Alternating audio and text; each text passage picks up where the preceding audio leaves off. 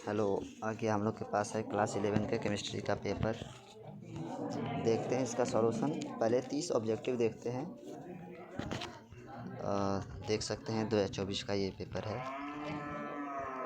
पहला प्रश्न, 1 नैनोमीटर को लिखा जाता है तो 1 नैनोमीटर को 10⁻⁹ लिखते हैं। तो इसका हम लोग ये टिक करेंगे, ये सही है। दूसरा है, पदार्थ के अनस्वरता का नियम का प्रतिपादन किसने दिया था? तो पदार्थ के अनस्वरता का जो प्रतिपादन किया था वो लेवोइयर ने किया था। डाल्टन के अनुसार किसी यौगिक के सबसे छोटे कण को क्या कहते हैं? तो यौगिक परमाणु। इन्होंने यौगिक परमाणु का नाम दिया हुआ था। ठीक है, फिर आगे बढ़ते हम लोग हैं। ऐसा कौन सा है जो भौतिक परिवर्तन है? तो इसको याद रखें, उजला फास्फोरस को लाल में बदलना जो है ये एक प्रकार का भौतिक परिवर्तन है। तो सी ऑप्शन इसका सही है। एवोगाद्रो स्थिरांक 6.02 × 10⁻23 देख लेंगे कौन सा इसमें है। तो ये सी ऑप्शन जो है बिल्कुल सही है, 6.02 × 10⁻23। छठवें क्वेश्चन की ओर बढ़ते हैं। 1.8 ग्राम जल के अणुओं की कुल संख्या कितनी होती है?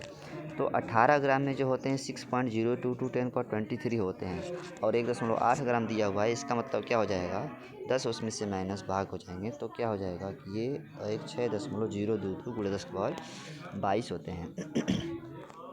किसी गैस का वाष्प घनत्व 22 है तो अणु भार 22 ही होगा, जितना उसका घनत्व वाष्प घनत्व है। धातु के ऑक्साइड में 60 धातु है तो इसका समतुल्य भार याद रखेंगे। इसका 12 आंसर ए वाला ऑप्शन जो है बिल्कुल सही है। H2SO4 के एक मोल में कितने परमाणु हैं? तो देख सकते हैं इसमें परमाणुओं की संख्या कितनी है। H है 2 और S है 1, O 4 है, तो 4 2 6 1 7 है। तो इसका मतलब ये हुआ कि इसका विकल्प जो है डी जो है बिल्कुल सही आंसर होगा। डी जो है बिल्कुल सही आंसर होगा। 7 × 10 6.02 × 10⁻23 ये विकल्प जो है बिल्कुल सही है। आगे बढ़ते हैं। निम्नलिखित में से किसकी मात्रा जो है न्यूनतम है? तो इसमें जो न्यूनतम मात्रा वाला है वो है 0.9 मोल नाइट्रिक अम्ल जो है होगा। ठीक है, 1 ग्राम Ca ऑक्सीजन के साथ विक्रिया कर कितना CO बनाता है? तो 56/40 ग्राम बनाता है। चीनी का अणु सूत्र ये तो आप लोग को याद ही होगा, C12H22O11, ये बी ऑप्शन मिल रहा है इसका है। एसिटिक अम्ल का मूलानुपाती सूत्र एसिटिक अम्ल का, क्योंकि CH3 COOH होता है, इसका मतलब कि कार्बन की संख्या 2 है, हाइड्रोजन की संख्या 4 है, ऑक्सीजन की संख्या भी 2 है। 2 से डिवाइड करेंगे तो बचेगा ये CH2O केवल बचेगा। ठीक है, आगे बात करते हैं 14 नंबर क्वेश्चन। एक तत्व की सांद्रता 3 है और समतुल्य भार 9 है तो परमाणु भार कितना मल्टीप्लाई करने से आ जाएगा 27 आ जाएगा। ये सी होगा इसका विकल्प सही। किसी तत्व का विशिष्ट ताप इतना है तो इसका परमाणु भार लगभग 30 के आसपास होगा। एक कार्बनिक यौगिक का मूलानुपाती सूत्र इतना है, अणु भार इतना है तो उसका अणु सूत्र क्या होगा, 3 गुना हो जाएगा तो C3O3 हो जाएगा। 2 3 6 ये होगा ऑप्शन सही। आगे बात करते हैं हम लोग हैं, निम्नलिखित में से कौन सा उपधातु है? तो उपधातु इसमें से कौन सा है? तो P है, फास्फोरस उपधातु है। निम्नलिखित कौन यौगिक नहीं है? यौगिक कौन सा नहीं है? तो यौगिक जो इसमें से जो नहीं है वो है ओजोन। पीतल एक क्या है? तो पीतल ना तो द्रव है ना ही यौगिक है, ये एक मिश्रण है। पीतल एक मिश्रण है। किसी यौगिक में 50% A है और 50% B है, जबकि A का भार 10 है और B का भार 20 है, तो मूलानुपाती सूत्र क्या हो जाएगा? तो इसके दुगुना है, मतलब A2B होगा। ये A2B होगा, ये ऑप्शन सही है। 21 प्रश्न देखते हैं। जीवन शक्ति का सिद्धांत, ये तो क्लास 10 के में भी दे दिया हुआ है कि जीवन शक्ति का सिद्धांत किसने दिया था?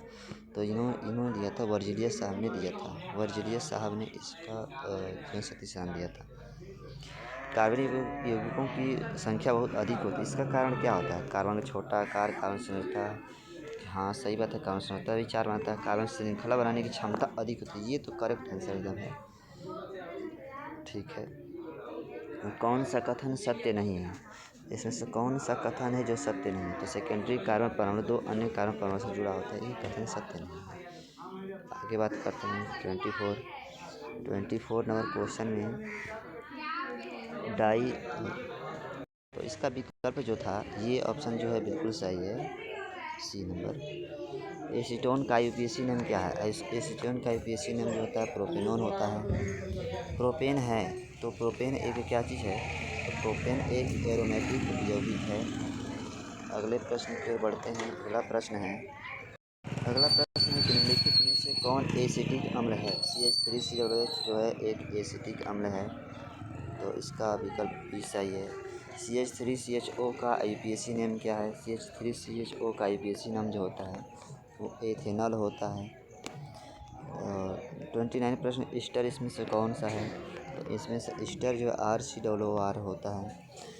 लास्ट प्रश्न है कि इसमें किस प्रकार की समझौता देखने को मिल रही है, क्योंकि इसमें भी क्रियाशील समूह है और उसमें भी समूह है, और समूह में परिवर्तन होने की वजह से जो समझौता देखने को मिलती है वो क्रियाशील समझौता कहलाता है। तो इस प्रकार से आप देख पाएँ कि 30 के 30 प्रश्न का आंसर मिल गया आप लोग के पास। चलते हैं सब्जेक्टिव प्रश्न की तरफ, और सब्जेक्टिव प्रश्न आप लोग देख लीजिए कि क्या क्या है। ये 1 से 10 तक के लघुत्तरीय प्रश्न है, जिसमें 5 प्रश्न के उत्तर देने हैं, 2 अंक निर्धारित हैं, तो इसमें से आप कोई भी 5 प्रश्न कर सकते हैं। नेक्स्ट है दीर्घ उत्तरीय प्रश्न। दीर्घ उत्तरीय प्रश्न में आप लोग को 5 प्रश्न दे दिए गए हुए हैं, इसमें से केवल 3 ही प्रश्न बनाने हैं, जिसके लिए 5 अंक निर्धारित हैं। तो आप लोग अच्छे से एग्ज़ाम दीजिए। Best of luck.